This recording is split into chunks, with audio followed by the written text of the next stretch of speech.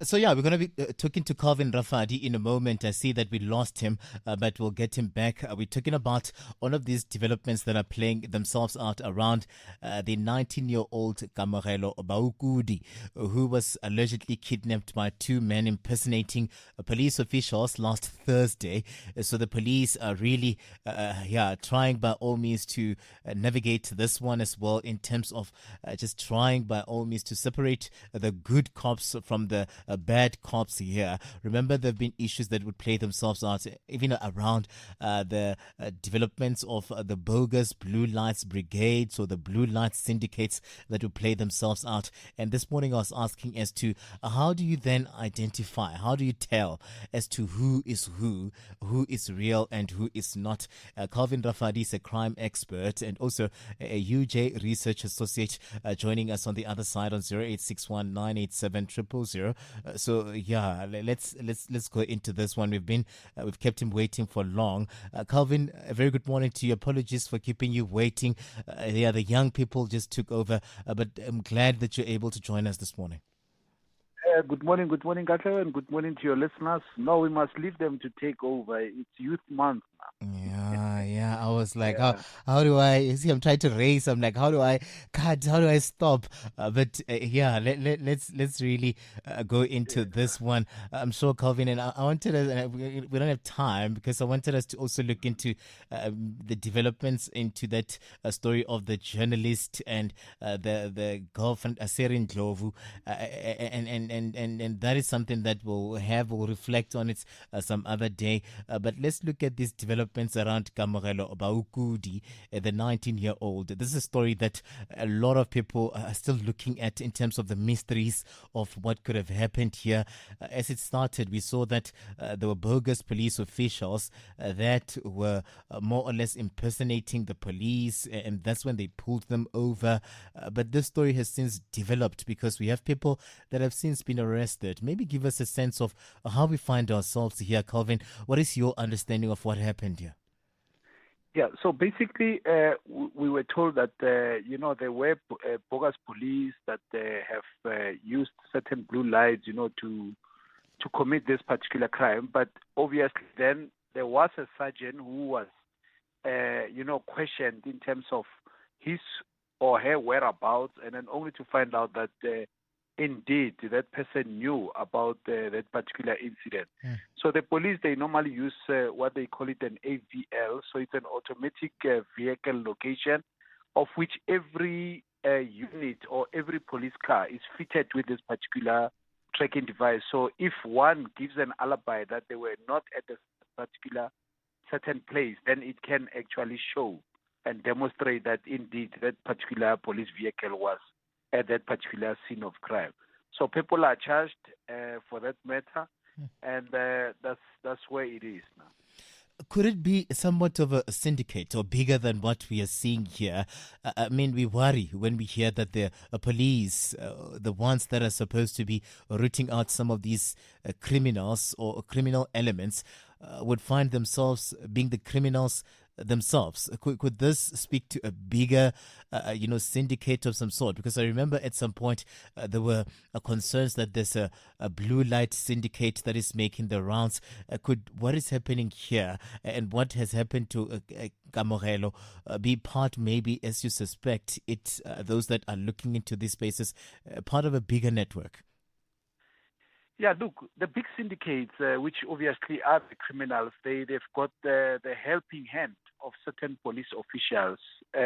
So those certain police officials, we can classify them as the rotten apples, because obviously there are good men who are police, who and women who know that to be a policeman you are born to serve the community.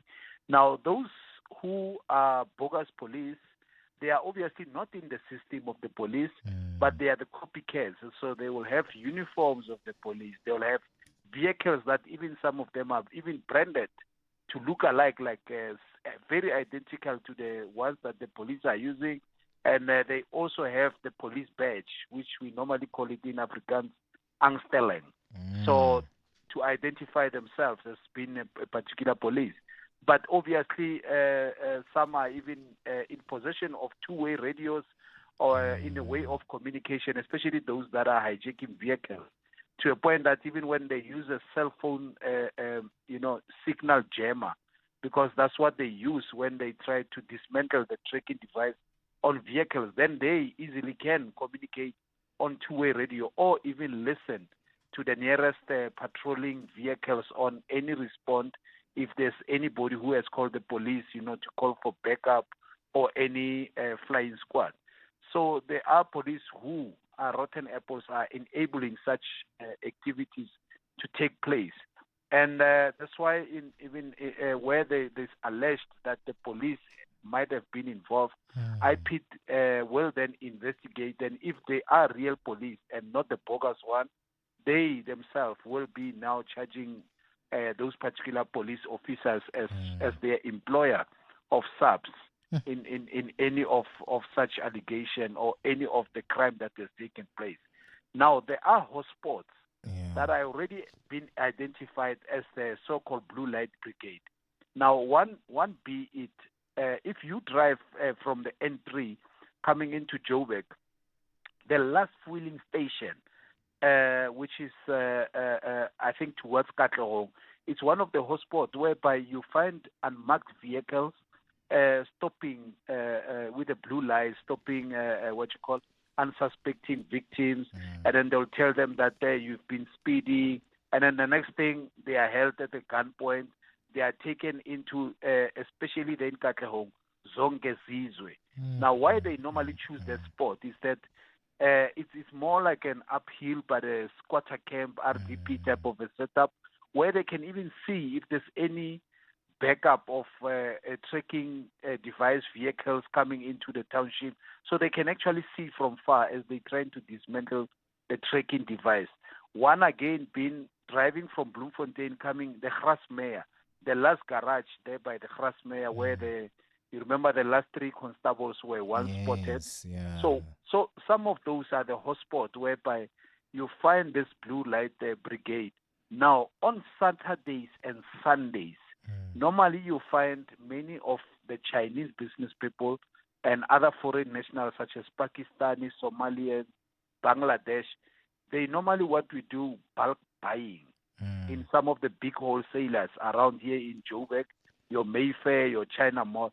Now, they carry a lot of cash coming down from many provinces coming to buy certain goods because Saturday and Sunday, they believe there's no traffic and it's easy for them, just to take a break to come and do this particular bulk buy. Now, they are stopped by many of these bogus blue lights, spotting them and then robbing them of the money that they come in to do the stocking in some of those wholesalers.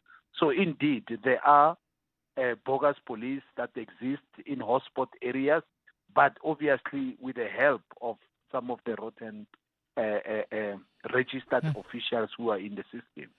It's a big problem because crime is so pronounced in the country right now. You wonder as to who do you then trust when all of these things are playing themselves out. So it's two-pronged. So the bogus police officials that would not be police at all, and they're corrupt police officials that would be police, but they're corrupt and they're criminals while being police officials. And you speak of unmarked car vehicles. Who's there to protect us, Calvin? How do we actually in any way know as to who is who here? If they're moving in unmarked cars, if they're driving cars that are fitted with blue lights, if they have badges that would say official Katlego, Detective Mangmang, Katlego Legodi, and if this person is wearing uniform, they have those walkie-talkies or radios, and this person comes through to say you are in the wrong and we're stopping you. How do I know who is who? Does it then present a challenge for us as citizens as to how do we then trust as to who is who when all of these issues are then playing themselves out, when crime is so prevalent in the country? Yeah, no, it is very difficult to tell because if you are stopped by the blue light, you your mind come to ease that I've been stopped by the law enforcement, the officials. No, normally at night one will say that even when you are stopped through by the blue light, the traditional method will tell people no, drive to the nearest garage, fueling station where there are CCTV cameras. But let me tell you what I've realized, especially what has happened to Olorato. I've realized that the old traditional way of advising people, it doesn't yield results. You can tick all the boxes, but you still can become victim. Why I'm saying that? Criminals are not scared anymore on CCTV cameras to rob people, and we've seen even on social media, day in, day out, we see them even robbing the fueling station.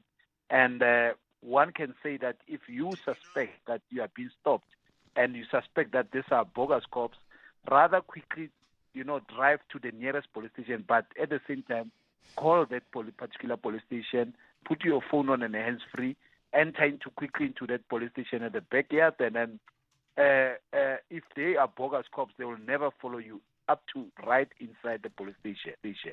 Now, some of these vehicles that are unmarked, and we've been saying to the traffic officials, because traffic officers also, they've got unmarked vehicles. They call them the high-speed chase. Now, what it does is that if you drive at a high speed and you pass their particular vehicle, it can actually detect the speed that you are driving at. And if you are driving very fast, obviously they will have to now follow you, stop you, either give you a ticket if you are doing less than 160 kilometers per hour. If it's more than that, then they lock you up. It's straight arrest, 160 going above. Now, there are so many whereby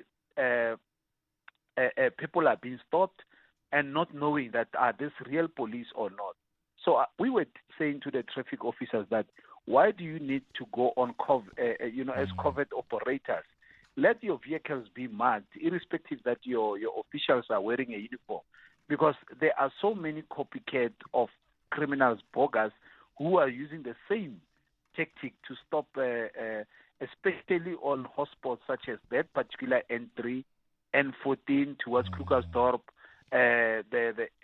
towards Lanseria, Lenegia, the last garage that I spoke about coming from Vereeniging. So it has now become a problem. And the reason why those traffic officers with unmarked vehicles were placed in those particular hotspots as well is that there are so many squatter camps across the freeway, or a township and a squatter camp across the freeway. So many people, when they are drunk at night, they wear dark clothes. So they go across. So there were so many so-called hit and run. Someone will hit them and then run away. So they realize that many people are speeding on those particular freeways. So they've taken this particular unit of high-speed chase, placed them at those particular hotspots. But now the criminals, they can actually spot that the police that time are not there. Then they also use that opportunity to rob people, stopping them and robbing motorists who are unsuspecting. Sure. Yeah, no, it's a lot here. I wonder, do you then just go on your phone and check, search the nearest police station? All of these issues are just a cause for concern. I'm going to just close the conversation, Calvin, with Power, who's calling us from Pretoria.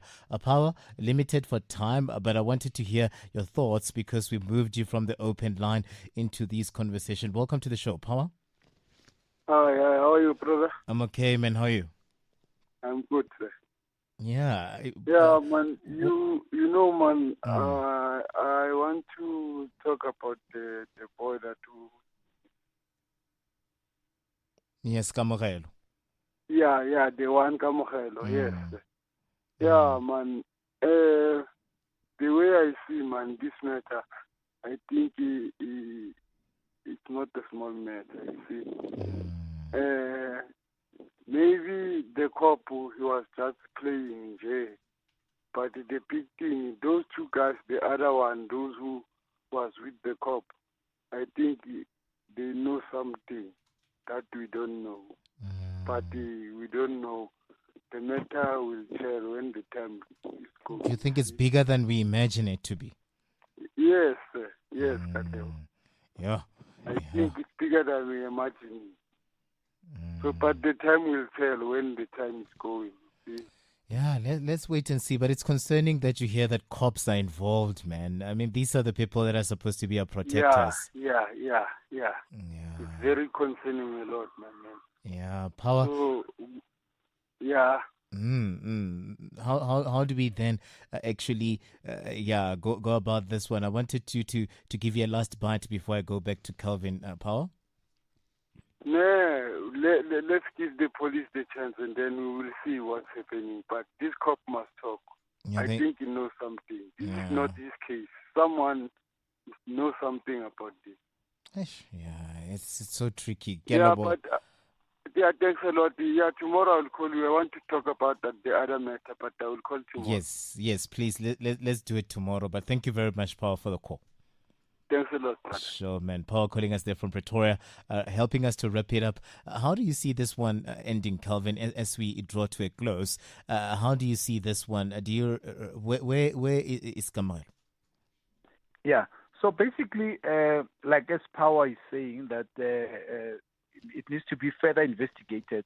So I think the police, the strategy they will use, they will take the cell phones and then try and do the analysis on, certain communications and who are all the role key players and who played which role and what was the motive.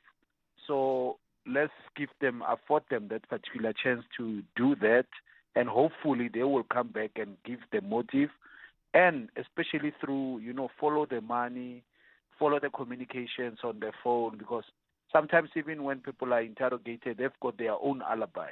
So technology can then prove otherwise, Yeah. Hey, Calvin, some of these issues, man. And then how do you tell if this person's badge is right or not? Because we used to base it on a badge. So a badge doesn't apply anymore. Yeah, no. They flip it so fast because it's not like, with a driver's license. Yeah. If somebody gives you a driver's license, you can actually take it from their end and check if he's got that watermark to actually see. But at the same time, with the badge, you cannot see. They just flip it over. They tell you, I'm Constable so, I'm Sergeant so, General so. And, you just have to believe it. And besides, if they came to rob you, they'll just swing over the badge and then continue with their act of criminality. Take out a gun, and you're not left with a choice to even drive off, at that point. Yes. It's and so we concerning. believe in some of these instances, especially with the Metro Police, we have to caution them that we do know that some of them, they even carry pre-recut SIM card and throw away phones, and they make people to even pay as far as e-wallets, cash spend, when they find them, in a wrong side of the law. So those are some of the acts of criminality within the structure. But what I can say is that I want to comment on Mr. Senzo Mchunu, that he now going to re-advertise the head of the Hawks position. Because we've been saying that why do we have a position that is advertised but already with certain name tags on it?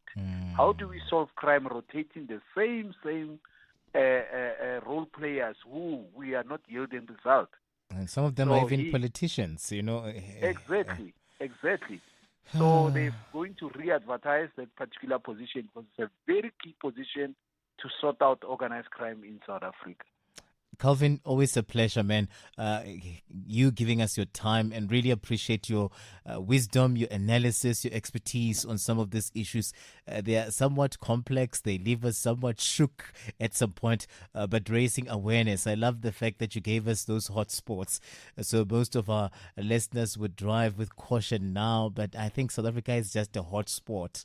You just need to be vigilant at all times in all of these spaces. But thank you very much, sir, for coming through. Thank you, Katlego. Thank you. Really, really appreciate it. Calvin Rafadi coming through as a crime expert and a UJ research associate, helping us make sense of this story of Kamogelo Baukudi. But at the center of what we're talking about pronounced would be the issue of the bad cop good cop. But also you heard him breaking it down to say they're now bogus police and corrupt police officials. Both of them bad people here. You just need to be as vigilant now as ever. Hopefully, we'll get a sense of where Kamogelo would be. We're hoping for his safe return. Let's break a bit. When we come back, we go straight into the final hour. I told you that between now, 2 o'clock and 2:30, we'll bring in Luzuko Nobungoza, who's coming through as a relationship and life coach. We're going to be